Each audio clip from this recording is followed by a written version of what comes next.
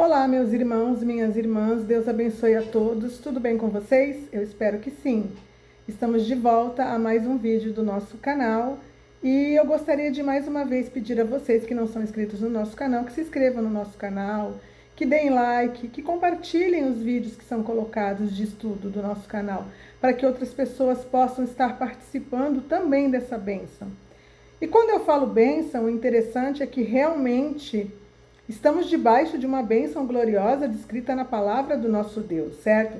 Quando a gente fala do livro de Apocalipse e a gente ensina a respeito das profecias do livro de Apocalipse, então não só quem lê ou quem ouve as profecias ou o ensino da palavra de Deus pregado deste livro, recebe uma bênção, certo? Como está escrito aqui em Apocalipse no capítulo 1, no versículo 3, eu vou ler para vocês agora.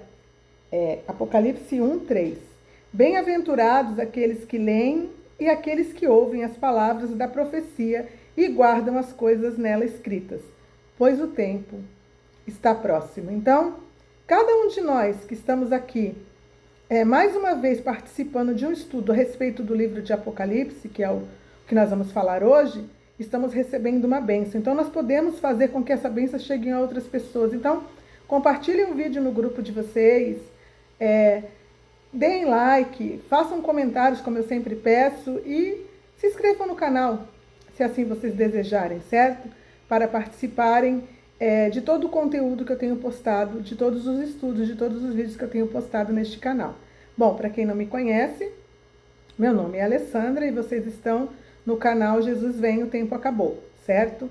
E hoje nós vamos falar a respeito de Apocalipse capítulo 14. E é interessante que eu estava lendo a Bíblia, normalmente eu leio a palavra de Deus todos os dias e eu leio tanto o Velho Testamento como o Novo Testamento. Eu não leio capítulos esporádicos, eu escolho o livro e vou acompanhando este livro até o final. Então, se eu começo no livro de 1 Crônicas, eu vou ler o livro de 1 Crônicas e vou ler o livro de 2 Crônicas e assim sucessivamente.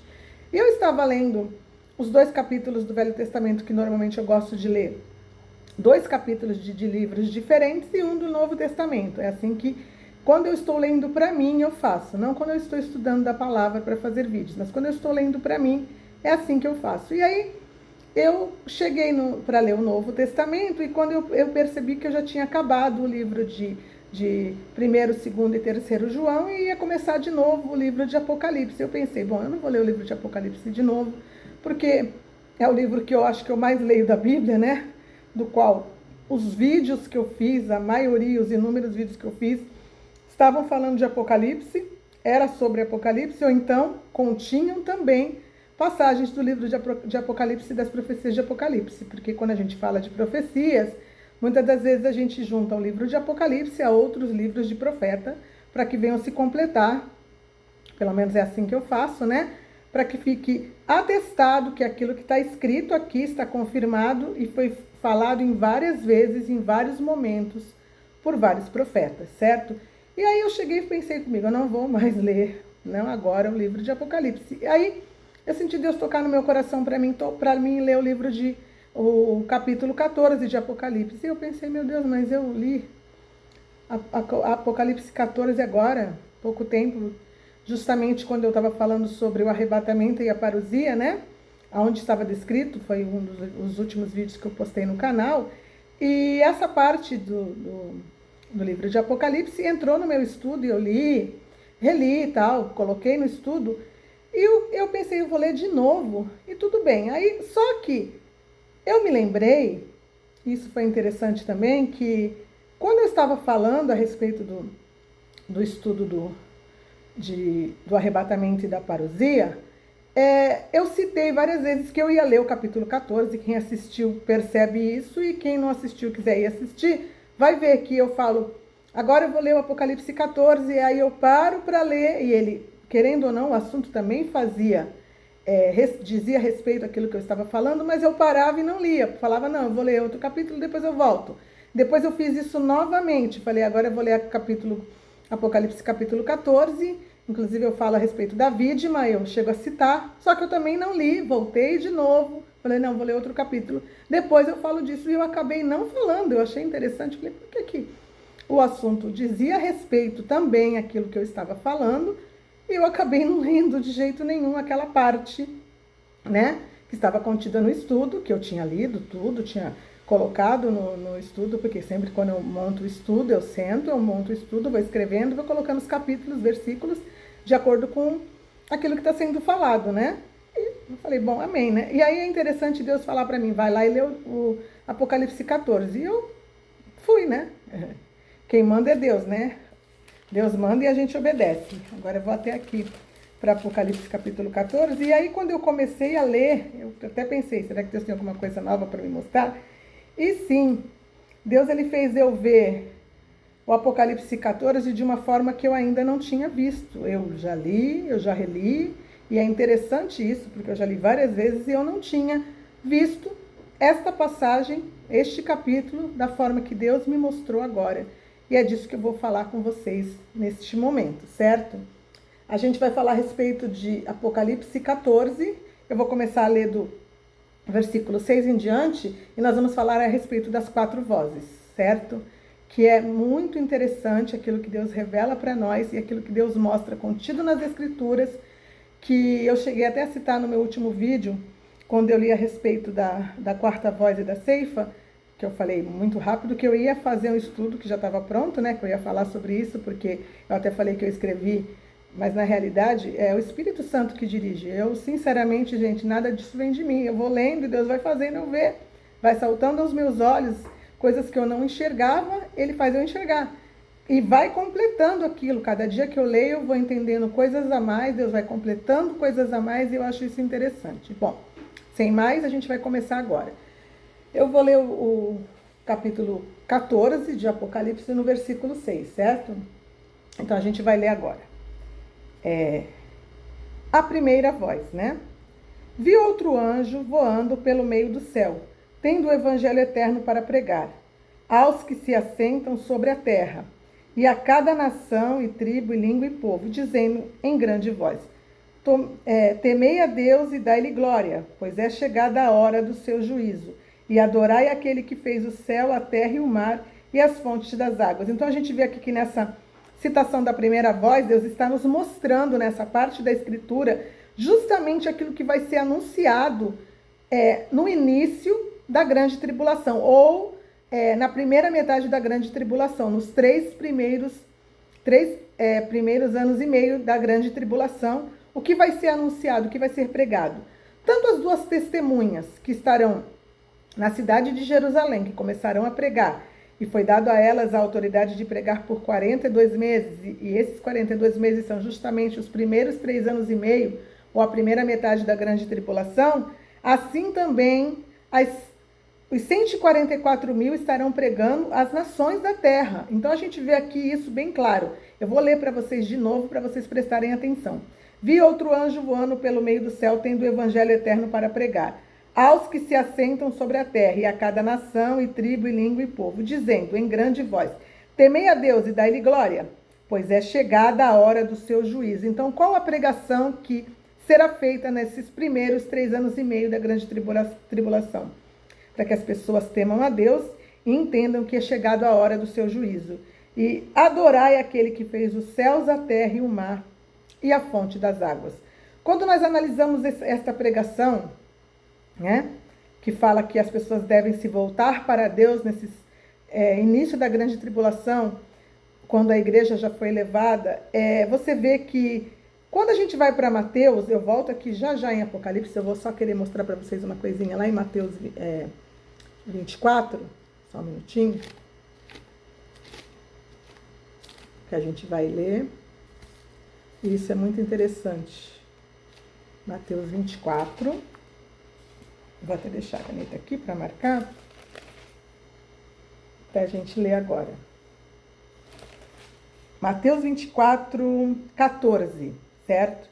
E será pregado este evangelho do reino por todo o mundo, para testemunho a todas as nações, e então verá o fim. Muitas vezes essa passagem, ou este versículo, ele é confundido. As pessoas dizem, normalmente os evangélicos, as pessoas que conhecem a palavra, dizem que o evangelho tem que ser pregado em todo mundo, e todo mundo tem que ouvir o evangelho para que Jesus volte para buscar a igreja. E não é isso que está escrito aqui.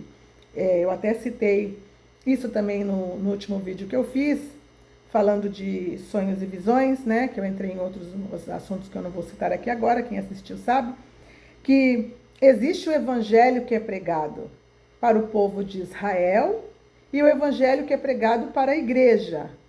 Aí vocês vão me dizer, como assim? Sim, o evangelho pregado para o povo de Israel, o evangelho que Jesus veio pregar, foi o evangelho do reino. E que evangelho é esse? O evangelho do reino é aquele que vai testificar o reino de Deus nesta terra. E que reino é esse? Se Jesus disse que o reino dele não é deste mundo, justamente quando o reino do Senhor Jesus chegar depois do juízo, que será o milênio, ou o sétimo dia, ou o ano 7000, né? Este será o reino do Senhor Jesus, que foi prometido ao povo de Israel em todos os livros dos profetas, certo? Existiu essa promessa de que não faltaria um rei descendente de Davi que reinasse sobre o povo de Israel, e isso não se cumpriu ainda, isso vai se cumprir depois da grande tribulação, quando iniciar o milênio e o Senhor Jesus reinar nesta terra. Sim, o Senhor Jesus vai reinar nessa terra de Jerusalém, ele vai reinar neste mundo, e este reino de justiça e juízo, que tanto o povo de Israel sonhou em toda a sua história, e que eles acreditavam que elas aconteceriam de uma forma diferenciada, vai acontecer neste período. Então, este evangelho do reino é o evangelho que Jesus pregou, é o evangelho que vai ser pregado nos últimos dias, como está escrito aqui, será pregado o evangelho do reino, evangelho do reino.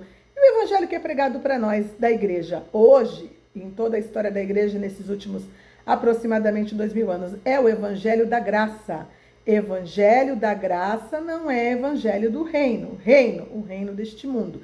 Que reino é esse? O reino que o Senhor Jesus vai reinar no milênio, certo? Evangelho da graça é o favor imerecido que nós, que não éramos povo de Deus, passamos a receber pela misericórdia dele o direito de sermos feitos filhos de Deus a partir do momento que aceitamos a sua morte e recebemos ele como nosso Senhor e Salvador, e pela graça, ou um favor imerecido, porque nós não merecemos, nem merecíamos, e nem poderíamos merecer, nós recebemos de Deus o direito à salvação.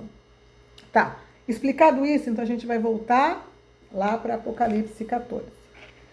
Então a gente vê aqui a explicação de um evangelho sendo pregado, certo? E eu falo que as duas testemunhas estarão pregando justamente isso nos primeiros 3 anos e meio da grande tribulação. O quê? Para que as pessoas se convertam a Deus, temam a Deus, entendam que Deus criou os céus e a terra, e naquele período que já está próximo de acontecer, as pessoas precisarão se voltar para Deus. E, infelizmente, aqueles que se voltarem para Deus serão perseguidos, serão presos, serão mortos, decapitados. E aqueles que sobrarem, ou uma pequena parte, né, só um pequeno restolho de pessoas que conseguirem, no meio de toda a perseguição do anticristo, ficarem vivas, estarão recebendo este evangelho, e será este evangelho pregado àqueles que não se converteram, certo? E quem também estará pregando isso são os 144 mil, as duas testemunhas em Jerusalém, e os 144 mil nas nações. Aí vocês vão me perguntar, como que eu posso falar isso? Se a gente for aqui, a gente está em Apocalipse 14, 6. Se a gente for para Apocalipse 14, 1, a gente vai ver bem essa especificação. Eu vou mostrar para vocês aqui agora. Olhei, e eis o Cordeiro em pé sobre o monte Sião, e com ele 144 mil, tendo na fronte escrito o seu nome e o nome de seu pai. Então, os 144 mil que serão selados justamente no momento do arrebatamento, que eu já falei, eu já fiz um vídeo sobre isso, que eu falo sobre isso, que acontece justamente lá depois de Apocalipse 6, que está falando do 6º selo, que para mim é o arrebatamento. O que eu explico nos meus vídeos? Inclusive eu tenho um vídeo falando sobre isso, sobre 144 mil e a igreja, né, e o arrebatamento, de que todos serão levados. Tanto os 144 mil que são selados nas suas frontes, com o selo de Deus, serão levados, assim como a igreja será levada. Tanto é que quando a gente tem a visão deles, a gente vai lá para Apocalipse 7, Eu gosto muito de mostrar as coisas para que as pessoas entendam, né? Apocalipse 7, que é a sequência do 6º selo, aqui. Depois, Apocalipse 7:1. Depois disso, vi 4 anjos em pé nos 4 cantos da terra, conservando seguros os 4 ventos da terra, para que nenhum vento soprasse sobre a terra, nem sobre o mar, nem sobre árvore alguma. Vi o outro anjo que subia da nascente do sol, tendo o selo de Deus vivo, e clamou em grande voz aos 4 anjos, aqueles os quais foram dados fazer dano à terra e ao mar, dizendo: não danifiqueis nem a terra, nem o mar, nem árvores, até selarmos na fronte os servos do nosso Deus. Então ouvi o número dos que foram selados, que eram os 144.000 de todas as tribos dos filhos de Israel. Aqui é uma outra coisa que eu quero comentar com vocês, que eu gosto de falar. Se aqui está dizendo que são 144.000, 12 de cada tribo das tribos dos filhos de Israel, por que João escreveria que são das tribos de Israel? Porque Deus passaria para João escrever, ou Jesus, que são da tribo de Israel, se não fossem. Gente, são da tribo de Israel. São 12.000 de cada tribo dos filhos de Israel.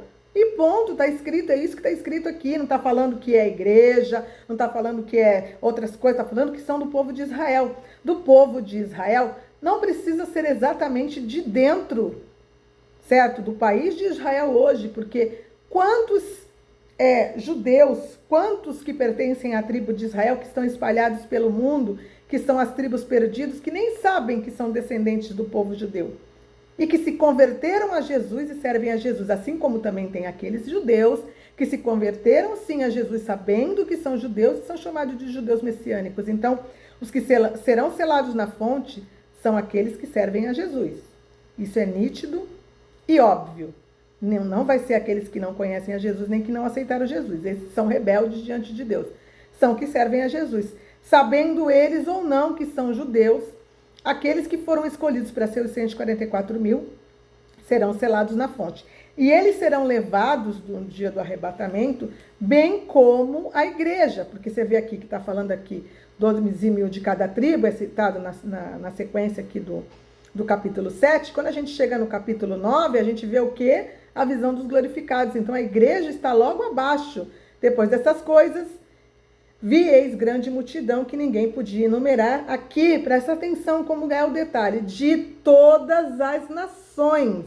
Aqui não está falando dos filhos das tribos de Israel, está falando de todas as nações, tribos, povos e línguas, em pé diante do trono e diante do Cordeiro. Então aqui é a igreja, aqueles que não são do povo de Israel, não são judeus, mesmo que saibam ou não, que não pertencem às 12 tribos de Israel, mas que pertencem a Jesus e que são de todas as nações, povos e línguas. Então, é tão simples, eu não sei por que existe tanta confusão quando a palavra está sendo específica, ela está dizendo aquilo que ela está dizendo.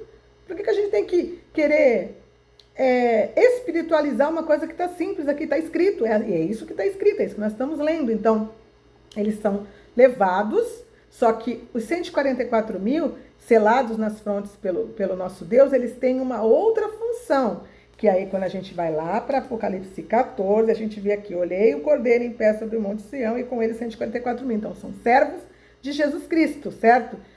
Ouvi uma voz do céu como voz de muitas águas, como voz de grande trovão, também como voz que ouvi era como de arpistas quando tangem as suas harpas. Entoavam um novo cântico diante do trono e diante dos 4 seres viventes e dos anciões. Então a gente vê aqui que eles estão diante do trono, diante dos 4 seres viventes e diante dos anciões. E ninguém podia aprender o cântico, senão os 144.000 que foram comprados da terra. Eles foram levados assim como a igreja e estavam diante do trono de Deus, diante dos anciões, diante dos, aqui está escrito, dos seres viventes, estavam diante de Deus. Ali será para eles dada a sua função. E a gente vê que o selo na testa deles, aqui no 14:1, é o nome de Deus e o nome do Cordeiro, ó. E com ele os 144.000, tendo na fronte escrito o seu nome, o nome de quem? De Jesus e o nome de seu Pai. Então o nome de Jesus e o nome de Deus Pai vai estar colocado na testa dos 144.000. Este é o selo de Deus. Então, vai estar testificado ali o nome de Deus e o nome do seu filho, certo? Então eles vai ser para eles dado a função de pregar este evangelho. Então esta é a primeira voz, ou aquilo que vai acontecer das 4 vozes que são faladas, que elas descrevem exatamente tudo o que acontece na grande tribulação, desde o primeiro momento, no início dos 7 anos, até o meio, dos primeiros 3 anos e meio, depois dos 3 anos e meio até o final. É interessante que as 4 vozes, elas são a especificação ou um resumo daquilo que vai acontecer. E é isso que eu quero falar para vocês nessa tarde. Então a gente está vendo aqui. Primeiro, vai ser pregado 2 testemunhas e 144 mil estarão pregando na terra nesses primeiros 3 anos e meio da tribulação. Aí quando a gente vai aqui para o 14:8, a gente vai ouvir a segunda voz. Então a primeira voz foi a pregação, os primeiros 3 anos e meio, e a segunda voz já nos dá exatamente o quê? O meio dos 3 anos e meio, ou o meio da grande tribulação. Vamos ler aqui. Seguiu-se o outro anjo, o segundo, dizendo: Caiu a grande Babilônia, que tem dado a beber a todas as nações do vinho, do furor da sua prostituição. Então, caiu a grande Babilônia. Aí vocês vão me perguntar, mas isso vai acontecer no meio da grande tribulação? Vai acontecer no meio da grande tribulação, e eu vou explicar para vocês de que forma esta Babilônia que está sendo citada aqui, que caiu, o que acontece, quem ela é. A gente já volta aqui já. A gente vai lá para Apocalipse 11, que fala justamente das 2 testemunhas, certo? Espera aí que eu vou mostrar para vocês. A gente vai para Apocalipse 11 e eu vou ler o versículo 7, certo? Então elas vão pregar 3 anos e meio. Vamos ver o que acontece no final dos 3 anos e meio com as 2 testemunhas? Quando tiverem então concluído o testemunho que devem dar, a besta que surge do abismo pelejará contra elas e as vencerá e as matará. E o seu cadáver ficará estirado na praça da grande cidade, que espiritualmente se chama Sodoma e Egito, onde também o seu Senhor foi crucificado. Aonde essa cidade que se chama Sodoma e Egito e o Senhor foi crucificado? Que o Senhor foi crucificado é fácil, Jerusalém. Aonde eles estavam pregando? Que praça que eles vão ficar estirados mortos, ou seus corpos vão ficar estirados mortos? Na praça da cidade de Jerusalém. E Deus, ele especifica aqui Sodoma e Egito. Nossa, como ele pode chamar a cidade santa de Sodoma e Egito? Porque a cidade hoje, e neste momento, não será a cidade santa. Porque de santa ela não tem tido nada. Ela tem misturado há muito tempo o santo e o profano. Ela tem vivido no meio de todo tipo de religião, de todo tipo de como é que eu vou falar para vocês? De acordos, para que dentro dela possa já, neste momento que estamos vivendo, habitar todas as religiões, dão muita ênfase ao turismo. Então, tudo que está direcionado ao turismo e às religiões como um todo estão dentro de Jerusalém hoje. Então, Jerusalém, ela mostra a religião judaica, ela mostra o catolicismo romano, ela mostra o cristianismo evangélico, ela mostra o paganismo antigo histórico. Isso, se você for pesquisar vídeos de lugares que vendem artefatos religiosos, ali você vai encontrar todo tipo de imagens de paganismo da história, né? Das nações pagãs históricas que viveram um contexto de toda a história junto com o povo de Israel. Estão dentro de Jerusalém hoje. E também, até mesmo os muçulmanos, porque nós sabemos que o Monte do Templo pertence a eles hoje. Então, lá dentro está tudo já colocado. Então, existe ali a mistura do santo com o profano. Então, mediante a atitude assim como no Egito, que vivia um paganismo, assim como Sodoma e Gomorra, que Deus condenou as suas atitudes, Deus também condenará a atitude de Jerusalém. E ela foi colocada aqui como Sodoma e Egito, porque assim como caíram pragas no Egito, as 10 pragas, né? Assim como Sodoma e Gomorra foi destruída também, né? Com o juízo de Deus, assim também Jerusalém será destruída. Então, neste momento que o anticristo invade Jerusalém, e mata as duas testemunhas, será justamente no meio dos 3 anos e meio. Óbvio, se eles têm 42 meses para pregar e 42 meses são 3 anos e meio, então quando eles morrem é exatamente no meio dos 3 anos e meio. Então, a cidade de Jerusalém, ela é invadida pelo anticristo quando ele quebra o acordo de paz no meio dos 3 anos e meio e ele mata as duas testemunhas. Ele entra no templo de Deus, como está escrito em em Mateus 24, que eu já li isso várias vezes, vou ler novamente. Eu estou indo bem devagar, porque eu quero que vocês entendam o que eu estou falando. Então, vamos lá de novo para Mateus 24. 24. Só um minutinho. Estou chegando, é que eu não quero desmarcar aqui. Eu vou colocar a caneta de novo, porque senão eu preciso ficar segurando e posso ir com as duas mãos. 24, 15. A grande tribulação. Quando, pois, virdes o abominável da desolação de que falou o profeta Daniel no lugar santo, quem lê, entenda. Então, os que estiverem na Judéia, fujam para os montes. Nós estamos falando de Judéia. Judéia está onde? Em Israel. Judéia é a região que está a qual cidade? Jerusalém. Jerusalém é cidade da Judéia, certo? Então, Jerusalém está na Judéia. Então, quando a cidade for invadida, e como Daniel disse aqui, como está escrito aqui, quando vides o abominável da desolação dentro do lugar santo, ou seja, ele vai invadir Jerusalém, ele vai invadir o templo, então os que estiverem na Judéia, fujam para os montes. Vai ser o momento em que fala em Zacarias 14 também, que eu não vou lá ler, que a cidade será tomada, as mulheres serão forçadas, serão mortos, as pessoas vão ser atacadas. E esta cidade de Jerusalém, que até então estará achando que está tudo de boa, porque fez um acordo e pôde reconstruir o seu templo e viver supostamente a sua religião no meio de uma mistura de religiões, que até lá vai existir realmente um acordo das 3 religiões unificadas, realmente de forma mundial. Isso vai estar testificado. Hoje existe um interesse de todos lá dentro, né? Mas vai haver o quê? Vai haver um acordo de paz no qual tudo isso estará colocado. A unificação das 3 religiões que estarão também sendo pregadas dentro de Jerusalém.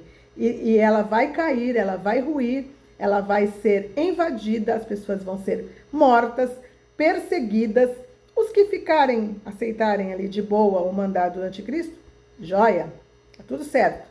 Mas aqueles que não aceitarem vão ter que fugir. E aí a gente vê a mulher que foge para o deserto, aonde Deus separou lugar para guardá-los durante 3 anos e meio, 1 tempo, 2 tempos, metade de 1 tempo, fora da vista da serpente, ou seja, esse remanescente de Israel que vai conseguir fugir, que vai fugir para o deserto, para o monte, para o deserto, ele vai conseguir ser escondido por Deus e vai ficar lá por 3 anos e meio, até o final da guerra, que muitos chamam a guerra de Armagedon, mas na realidade a guerra ela não é no Armagedon. O Armagedon é o lugar onde vão se reunir os reis da terra.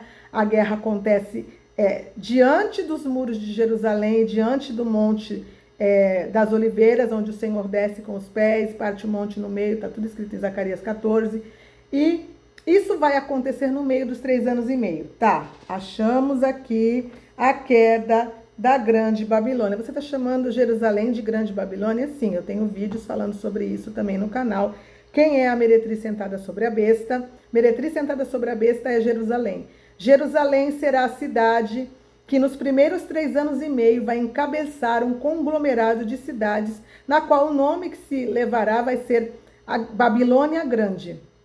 E neste período, nesses primeiros 3 anos e meio, Jerusalém será a cidade principal desse conglomerado Babilônia. Então, ela é a primeira cidade da Babilônia que vai estar que vai cair aqui justamente no meio, quando acontecer tudo isso que eu estou contando para vocês. Eu vou mostrar para vocês aqui. Deixa eu só achar direitinho.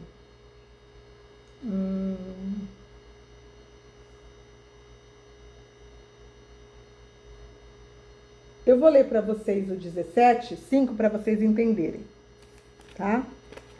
Vou ler, estou olhando aqui minhas anotações para que eu não me perca. Vamos ler o 17:5, para vocês verem como eu estou falando de Jerusalém ser a cidade principal. Nos primeiros 3 anos e meio vai ser a cidade mãe das meretrizes, né? A meretriz sentada sobre a besta. Besta é o reino do anticristo, então aqui. Esta mulher, assim como está escrito aqui, interessante a gente falar, e eu vou voltar aqui rapidinho, ó, que tem dado de beber a todas as nações do vinho, do furor da sua prostituição. Vamos lá ver o que fala da meretriz sentada sobre a besta. Vamos para 17:4. Não vou ler do 1 ao 4, do 1 ao 5, tá?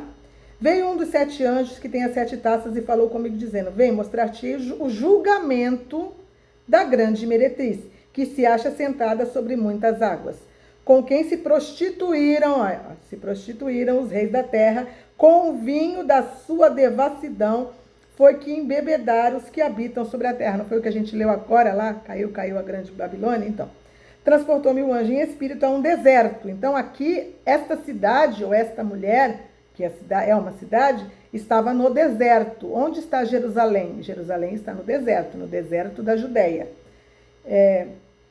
Vamos lá, para mim continuar. Levou-me em espírito a um deserto, vi uma mulher montada numa besta escarlate, besta que tem nomes de blasfêmia, com 7 cabeças e 10 chifres.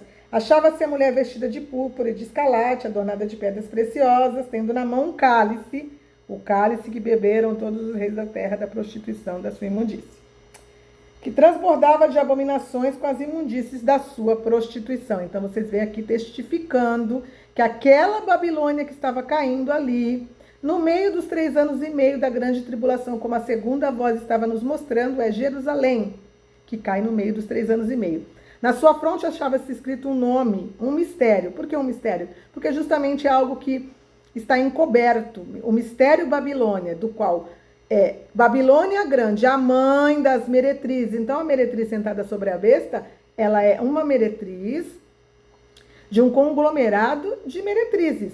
Cidades prostitutas que farão parte de um conglomerado do anticristo, de um conglomerado chamado Babilônia, ou seja, as cidades dos reis da terra, que naquele período estarão totalmente fechadas com o anticristo, fazendo todo o seu comércio, toda a sua imundície, concordando com a aliança, assinando embaixo tudo aquilo que o anticristo estará fazendo.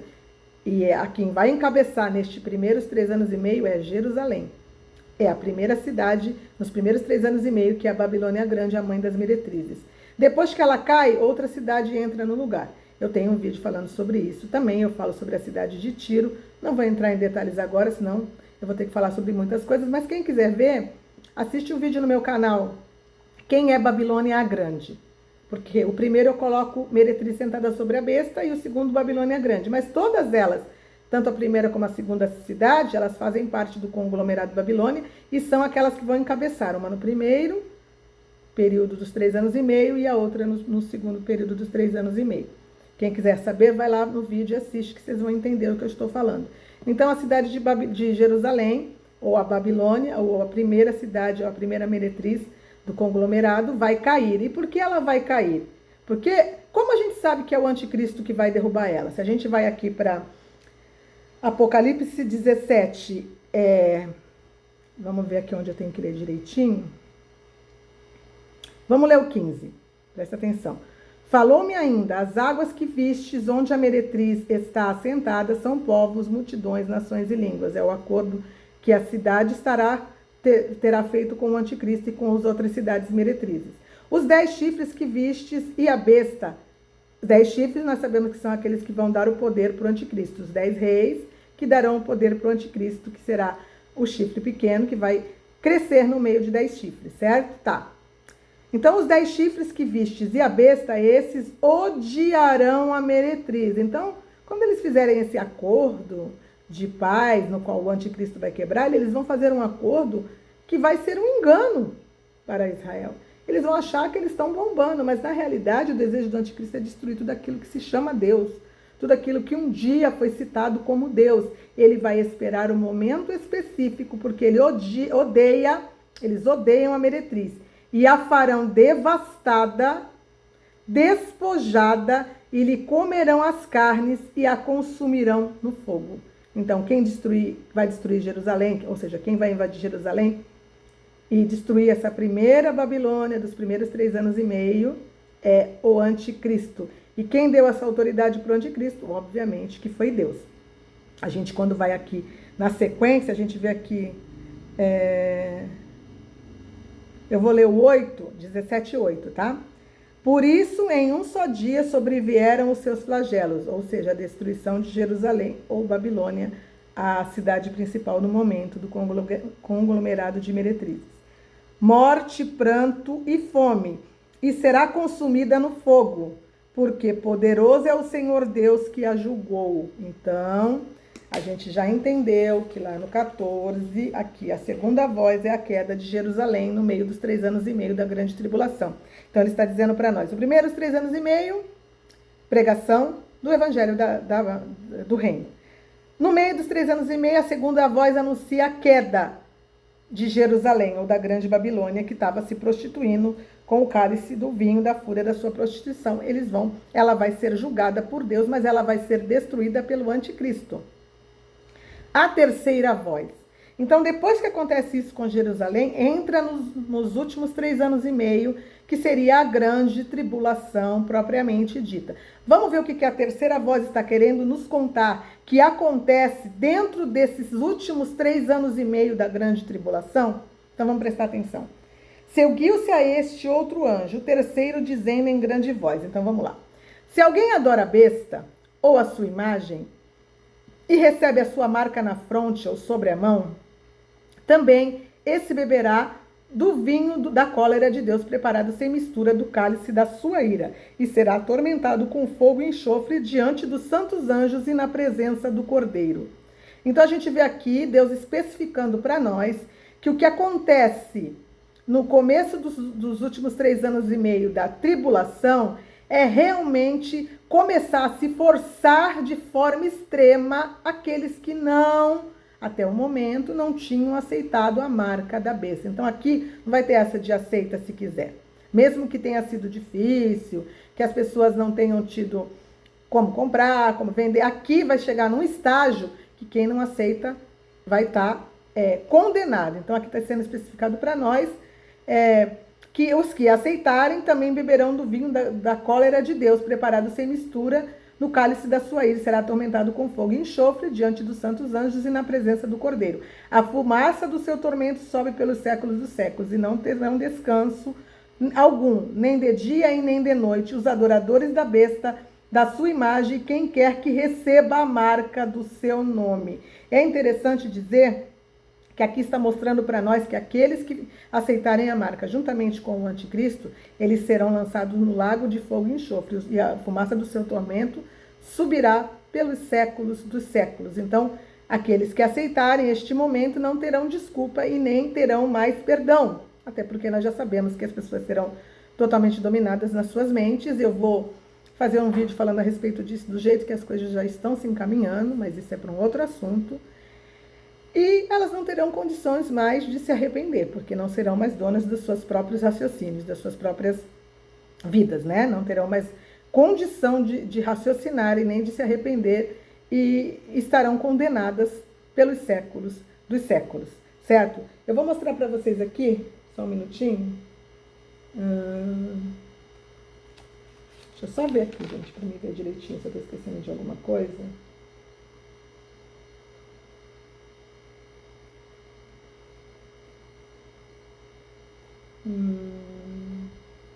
Então, essa parte aqui dos últimos 3 anos e meio, vocês podem dizer para mim assim, mas o anticristo vai ter poder desde o começo dos 7 anos. Na realidade, não.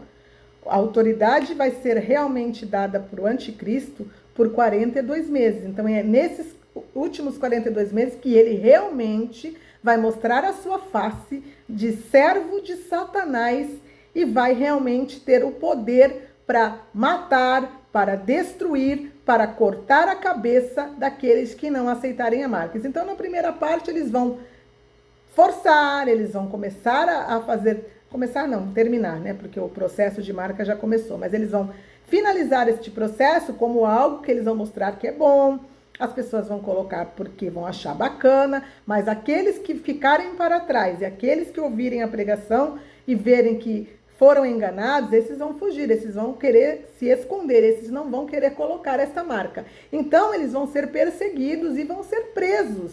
E quando realmente vai acontecer deles serem colocados contra a parede, ou vai, ou racha, ou arrebenta a tampa da caixa?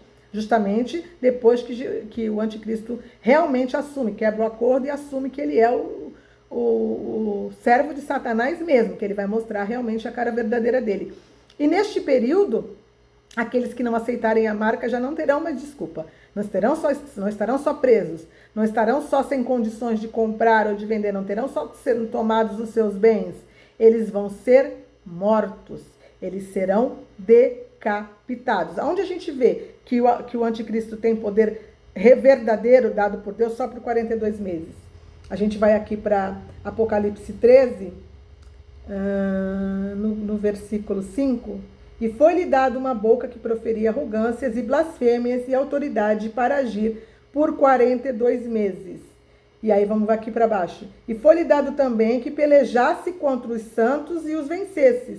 Deu-se-lhe ainda autoridade sobre cada tribo, povo, língua e nação. E adorá-lão todos os que habitam sobre a terra, aqueles cujos nomes não foram escritos no livro da vida do Cordeiro, que foi morto desde a fundação do mundo. Então, os últimos 3 anos e meio, depois que o anticristo é ferido de morte, e aqui a Bíblia fala que ele vai ser curado e que o dragão vai tomar realmente posse dele, ele vai quebrar o acordo de paz, ele vai invadir Jerusalém, ele vai matar as 2 testemunhas, e isto neste específico histórico está entrando o dragão, está entrando o anticristo e está entrando a imagem dele. Todos agirão num contexto único e destruidor, né? Mas eu estou resumindo para vocês, eu tenho vídeos que eu falo a respeito disso no canal, mas agora eu estou dando só um contexto de resumo. Então, realmente, a destruição desoladora começará, de fato, a morte, a destruição, depois dos 3 anos e meio, no início dos últimos 3 anos e meio. E aí a gente vê aqui, como é que a gente sabe que vai ser morto justamente aqueles que, e foi-lhe dado também que pelejasse contra os santos e os vencesse, no Apocalipse 13, 7. Como que a gente sabe disso? Aqui, na continuação do capítulo 14, da terceira voz, eu li até o 11. Eu vou ler o 12 aqui para vocês agora. Então, eu li aqui o 11, eu vou terminar de ler aqui o 11 de novo, só para vocês entenderem. A fumaça do seu tormento sobe pelos séculos dos séculos e não tem descanso algum, nem de dia nem de noite. Os adoradores da besta, da sua imagem, quem quer que receba a marca do seu nome. Então, aqui é o decreto que Deus mostrou, que há de se cumprir na vida de todos aqueles que não resistirem e não perseverarem em resistir e aceitarem de vez por todas a marca da besta. Tá, vamos continuar no 12. Aqui está a perseverança dos santos. Então, aqui está a perseverança dos santos. Aonde? Em perseverar, em temer a Deus e em crer em Jesus e em negarem a marca. Então, aqui está a perseverança. Perseverança é o quê? É perseverar, é não se dobrar, é continuar escolhendo a Jesus Cristo mesmo em meio às faces da morte. Então, aqui está a perseverança dos santos, os que guardam os mandamentos de Deus e a fé em Jesus. Então, aqui está a perseverança dos santos. Eles não aceitarão de forma alguma a marca da besta. Vão ser presos? Sim. E vão ser mortos?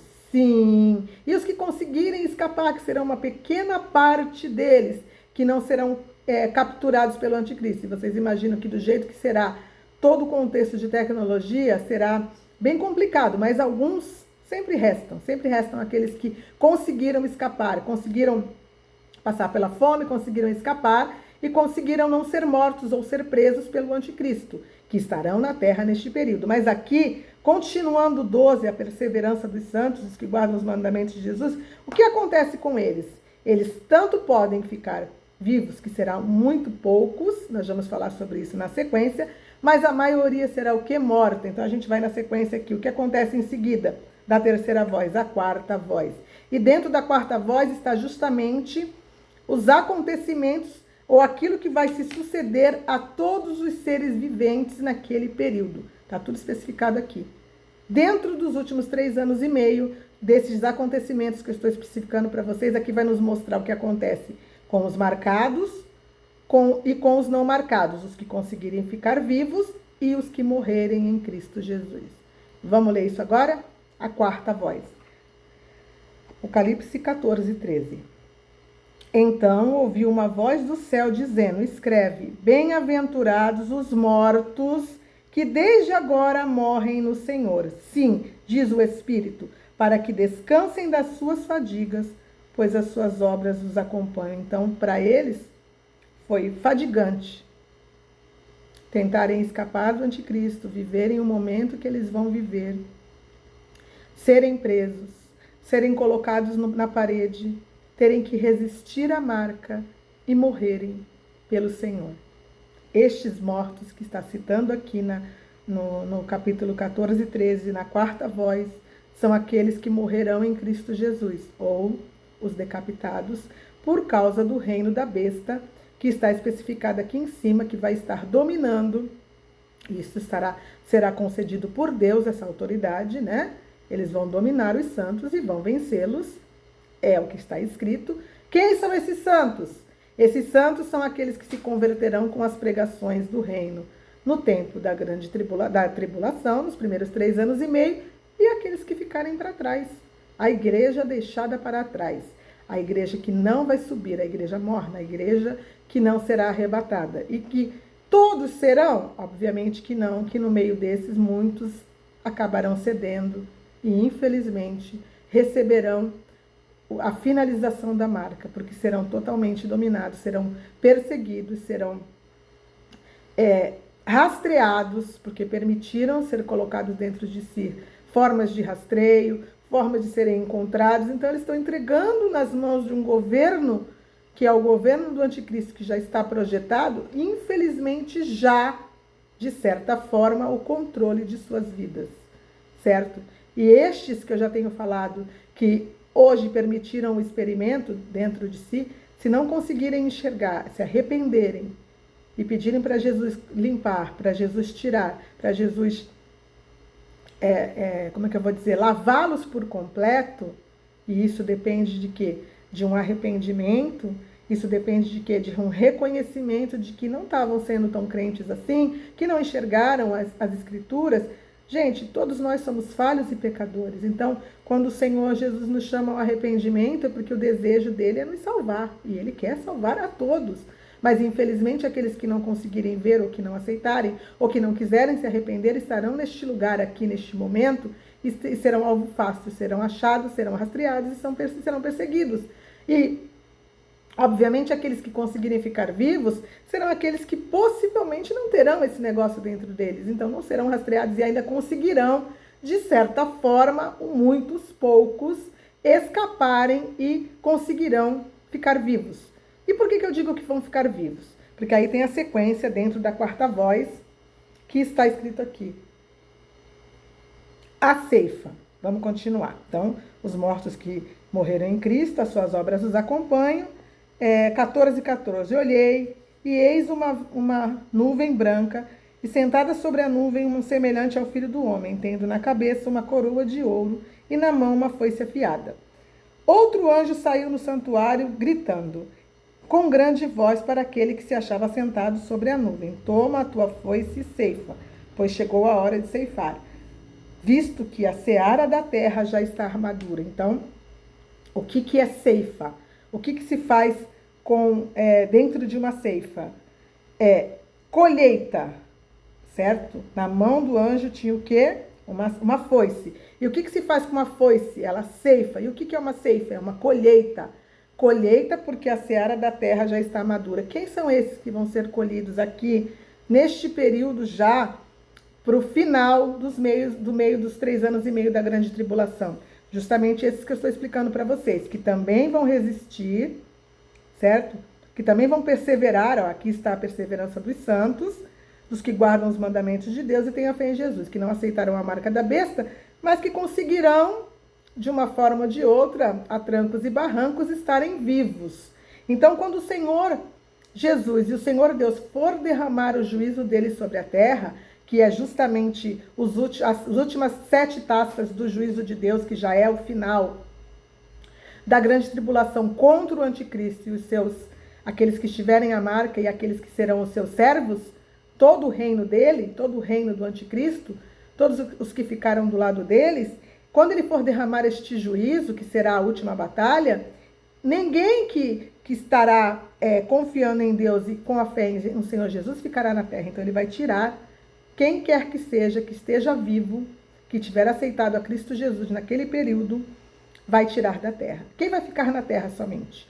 O anticristo, os seus exércitos, líderes de nações, os chifres que estarão do lado dele, das cidades prostitutas, e aqueles que receberem a marca dele. Aqueles que adorarem a ele, os povos e nações que tiverem a marca dele. Esses estarão na terra. E quem mais estará na terra neste período?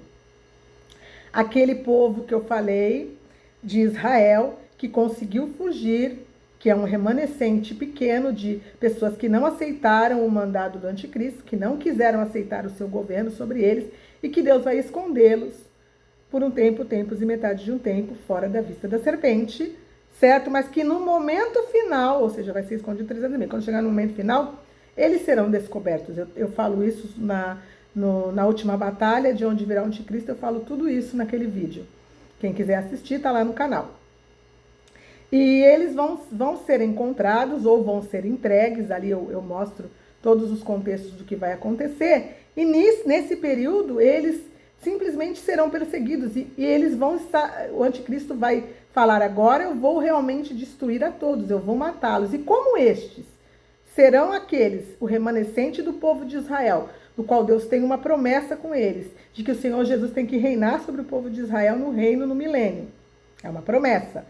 E de que esses serão aqueles que não terão aceitado a marca, e de que esses serão realmente judeus legítimos das tribos de Israel, não judeus falsificados ou aqueles que se dizem judeus e são a sinagoga de Satanás, que eu falo disso também em vários vídeos. Tem um vídeo da sinagoga de Satanás que eu explico sobre isso, que são judeus falsos que existem na terra, que são justamente aqueles que têm planejado todo um contexto, são aqueles que estão por trás dos senhores do mundo, de todo o contexto de destruição que está vindo, e estes vão ser mortos. E quando o anticristo, conseguir alcançá-los, que for para destruí-los, o Senhor Jesus desce.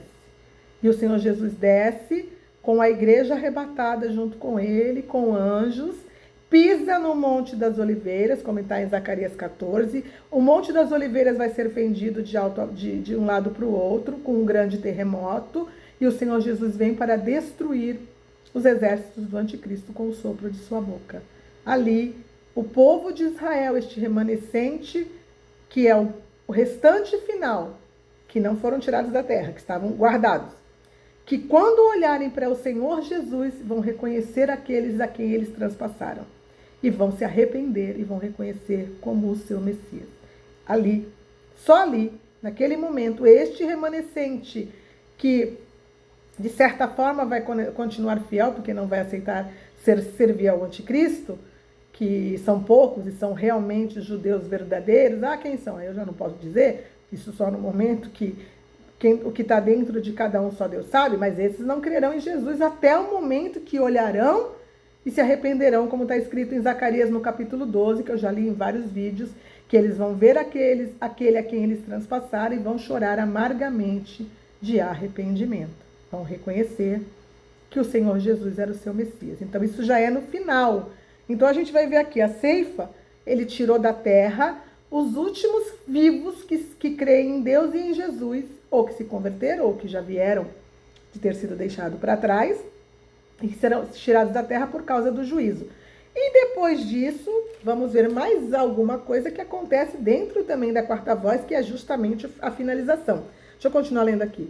E aquele que estava sentado sobre a nuvem passou a sua foice sobre a terra, e a terra foi ceifada. Ou seja, houve este arrebatamento daqueles que estavam aqui na terra ainda. Muitos podem me dizer, então, não será esse realmente o momento do arrebatamento da igreja? Está ali os mortos em Cristo, naquele período, está ali as pessoas vivas ainda. Eu vou dizer para vocês que não. Que o arrebatamento da igreja acontece em 2 partes e que a ressurreição dos mortos dos salvos também acontece em duas partes. Eu tenho um vídeo que eu falo sobre isso, do arrebatamento e da ressurreição dos mortos dada em duas partes, certo? Aqui não. Aqui os mortos em Cristo que são citados aqui, eles não vão ser ressuscitados naquele momento ali. Eles são mortos em Cristo, eles são almas.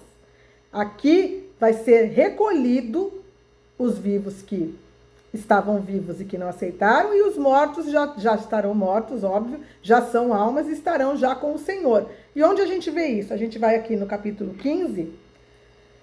O capítulo 15, ele fala os 7 flagelos. O que são os 7 flagelos? São o derramamento das últimas 7 taças do juízo de Deus. Mas quando ele começa a falar que vai acontecer o juízo aqui no capítulo 15, no capítulo 2, a gente vai justamente ver aqueles que, na parte de cima aqui, tanto os que foram arrebatados, como os mortos citados aqui. Prestem atenção. 15:2. Vi como que um mar de vidro mesclado de fogo e os vencedores da besta, da sua imagem e do número do seu nome, que se achavam em pé no mar de vidro, tendo harpas de Deus, e entoavam o cântico de Moisés, o servo de Deus, e o cântico do Cordeiro, dizendo... Aí vem aqui, grandes e admiráveis são as suas obras, eu não vou ler, mas aqui está dizendo para nós, aqueles que foram arrebatados onde estavam, vi o mar de vidro mesclado com fogo e os vencedores da besta, e também as almas daqueles que supostamente morreram, que também foram sendo juntadas. Só que eles não vão ser arrebatados, não vão ser ressuscitados neste momento, os decapitados.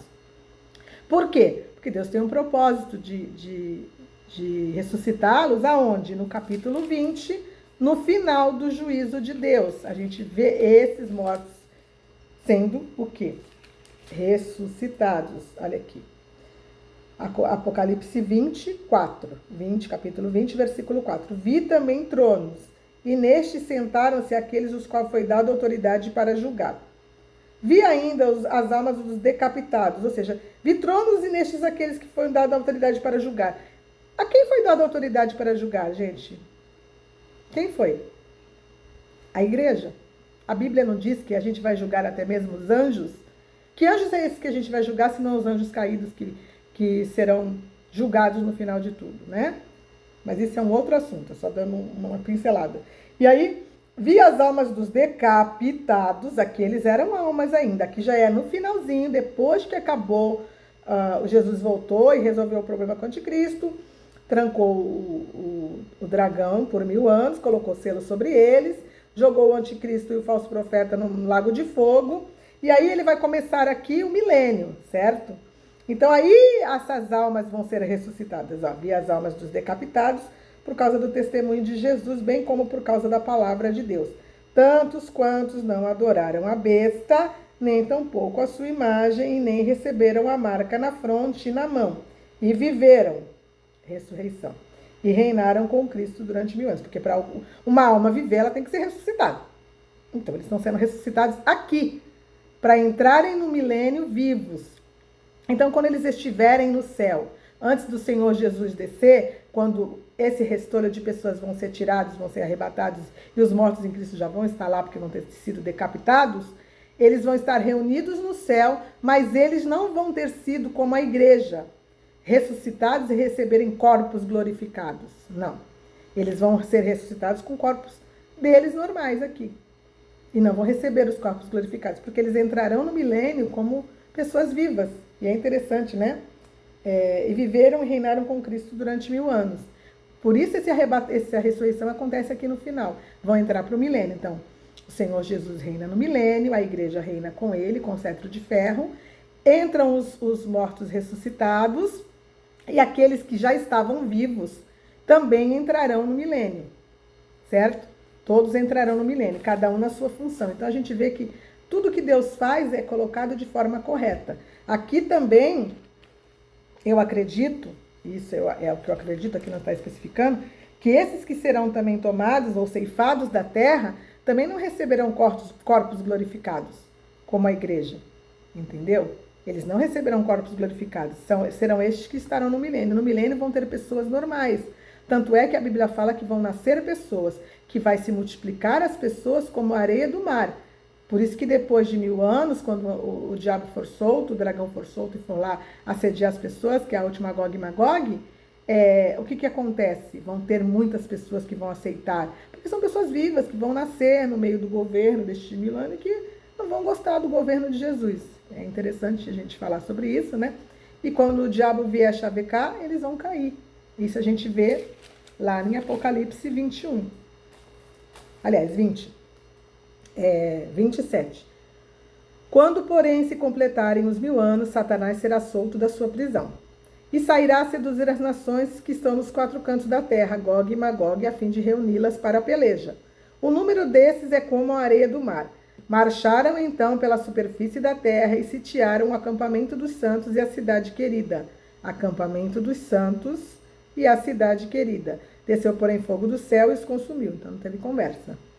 E o diabo, o sedutor deles, foi lançado para dentro do lago de fogo e enxofre, onde já estão a besta e o falso profeta. Então, o terceiro habitante do lago de fogo vai chegar depois de mil anos.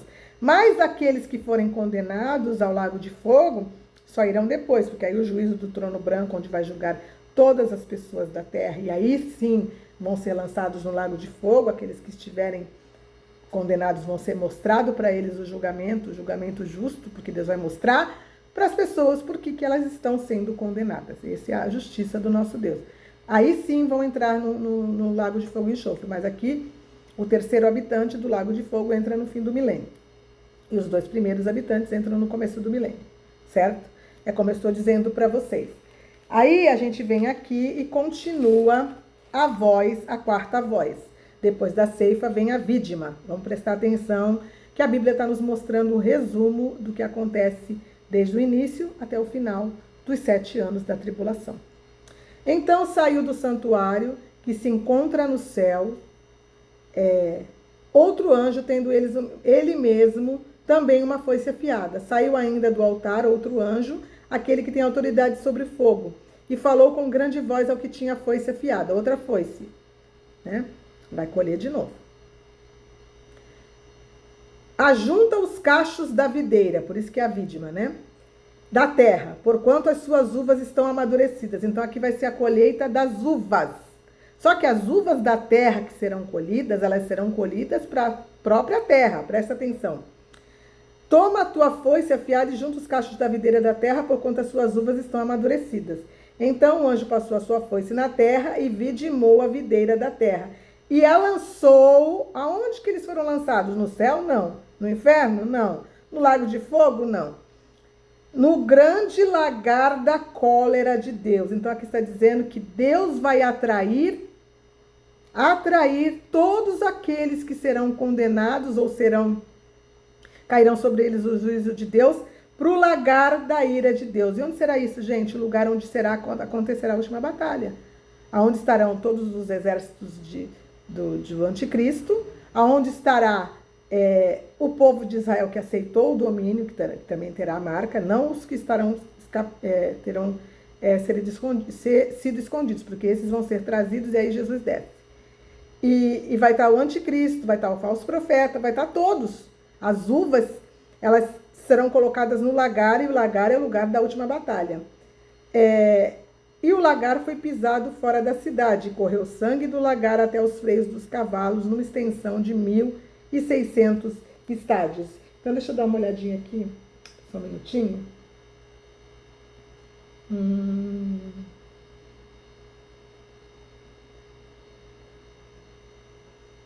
Então, a gente vê aqui que as uvas elas são pisadas no lagar.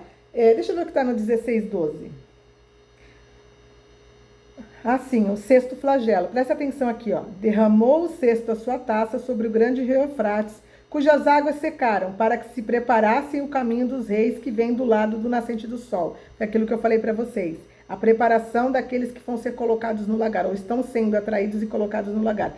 Então vi sair da boca do dragão, da boca da besta e da boca do falso profeta 3 espíritos imundos semelhantes a rãs, porque eles são espíritos de demônios, operadores de sinais, que se dirigem aos reis do mundo inteiro com o fim de ajuntá-los para a peleja do grande dia do Deus Todo-Poderoso. Então, quem atrai eles para se juntarem para a peleja do grande dia do Deus Todo-Poderoso é o próprio Deus, que colhe as suas uvas e coloca elas lá no lagar para serem pisadas. Eis que venho como vem o ladrão. Bem-aventurado aquele que vigia e guarda suas vestes, para que não ande nu e não se veja a sua vergonha. Então, os ajuntarão, olha só, no lugar em que em hebraico se chama Armagedon. Então, todos os reis da terra serão ajuntados em Armagedon. Armagedon fica ao norte de Israel, certo? Já onde vai acontecer a última batalha está justamente diante dos portões de Jerusalém, entre Jerusalém e o Monte das Oliveiras, onde o Senhor Jesus vai pisar, que é chamado do Vale de Josafá, ou Vale de Cedron. É neste vale que acontecerá a última batalha. Não vou mostrar essas escrituras na Bíblia, quem quiser saber, vai no meu vídeo, gente. A última batalha de onde virá o anticristo. Lá eu explico detalhadamente tudo isso. É um vídeo grande, entendeu? Normalmente meus vídeos ficam grandes, né? Mas é um vídeo grande, onde a gente tem ali, vai ter ali explicadinho tudo que eu estou falando aqui, resumidamente, dessa última batalha, e de que batalha é essa, né? Que muitas vezes é confundido, tá tudo lá colocado nesse estudo. Bom, eu acho que eu consegui explicar para vocês o que este capítulo 14, que é a primeira, a segunda, a primeira, a segunda, a terceira e a quarta voz, estavam nos mostrando. É justamente o anúncio dos acontecimentos que estarão acontecendo desde o início até o finalzinho da grande tribulação, com as pessoas vivas, ou com as pessoas, com os seres vivos, né? Aqui não está falando das catástrofes, aqui não está falando de explosões disso ou daquilo, aqui está mostrando os acontecimentos que acontecem na sequência com o povo no geral. Eu acho que eu consegui mostrar para vocês, deixa eu ver se eu estou esquecendo alguma coisa. Deixa eu ver aqui. Deixa eu ver o que está escrito no 18. Só para me fechar. Assim, eu vou ler para vocês que eu acho que vale a pena. Eu estou falando para vocês que eles são colocados no lagar para serem pisados, certo? E aonde demonstra justamente quando o juízo de Deus cai? Que é justamente quando Jesus pisa no Monte das Oliveiras, que está em Zacarias 14, que acontece quando Deus ele manda juízo dentro de Ezequiel 38 e 39, e que está aqui descrito para nós também a partir do versículo 18 de Apocalipse 16. E sobrevieram relâmpagos, vozes e trovões. E ocorreu grande terremoto, como nunca houve igual, desde que há gente sobre a terra, tal foi o terremoto forte e grande. Esse terremoto é justamente aquele que, quando Jesus pisar no Monte das Oliveiras, lá em Zacarias diz que vai acontecer um grande terremoto e que o Monte das Oliveiras vai ser fendido e vai ser dividido ao meio. E a grande cidade se dividiu em 3 partes. E caíram as cidades das nações. A grande cidade que se dividiu em 3 partes aqui já é a segunda cidade Babilônia. Eu não vou citar ela agora aqui, mas é a segunda. E lembrou-se Deus da grande Babilônia, ou seja, a segunda, né, cidade prostituta, e todas as outras que são as filhas da prostituta mãe, que fazem parte do conglomerado Babilônia, aqui que eles serão destruídos, mas destruídos pelo próprio Deus. Aqui não é o anticristo que vai destruir Jerusalém e as outras cidades. E aí ele bota a outra cidade no lugar de Jerusalém como a principal que vai encabeçar as outras, e elas vão ficar, tipo, os 3 anos e meio de boa. Aqui é o próprio Deus que destrói tanto a principal como todas as outras. Ele destrói todo o conglomerado Babilônia. Lembrou-se Deus da grande Babilônia para dar-lhe do cálice do vinho do furor da sua ira, que é o cálice de Deus, da ira de Deus que cai sobre eles. Todas as ilhas fugiram, os montes não foram achados. Também desabou do céu sobre os homens grande saraivada, com pedras que pesavam cerca de 1 talento, e por causa do flagelo da chuva de pedras, os homens blasfemaram de Deus, porquanto o seu flagelo era sobremodo grande. Então aqui é a ira de Deus. Aqui também, quando a gente vai ver aqui Jesus descendo, é o mesmo momento. 19:11. Vi os céus abertos, e eis um cavalo branco, e o seu cavaleiro se chama Fiel e Verdadeiro, e julga e peleja com justiça. Os seus olhos são como chama de fogo, a sua cabeça, na sua cabeça há muitos diademas, tem um nome escrito que ninguém conhece, senão ele mesmo. Está vestido com um manto tinto de sangue, e o seu nome se chama Verbo de Deus. E o seguiram os exércitos que há no céu, montados em cavalos brancos, com vestiduras de linho finíssimo e branco e puro. Sai da sua boca uma espada afiada para com ela ferir as nações. Ele mesmo as regerá com cetro de ferro. E pessoalmente pisa o lagar do vinho, do furor, da ira do Deus Todo-Poderoso. Aqui é o mesmo acontecimento, que é chamado pisar do lagar do vinho, do furor, da ira do Todo-Poderoso. Que quem colocou as uvas lá, né, ou aqueles que vão ser pisados, foi o próprio Deus. Tem no seu manto e na sua coxa um nome escrito, Rei dos Reis e Senhor dos Senhores. Então vi um anjo posto em pé no sol, que clamou com grande voz, falando a todas as aves que voam pelo meio do céu: vinde reunir-vos para a grande ceia de Deus. Aí aqui vai falar da ceia de Deus, que todas as aves do céu, os animais do campo vão lá para comer os corpos daqueles que vão ser pisados no lagar, né? E que também é citado lá em Ezequiel 39, por isso eu digo para vocês sempre, e vou continuar dizendo, que são o mesmo acontecimento, certo? Eu espero que vocês tenham entendido, tá? Fiquem com Deus, não esqueçam de dar like no vídeo, fiquem com Deus e até a próxima. Deus abençoe a todos.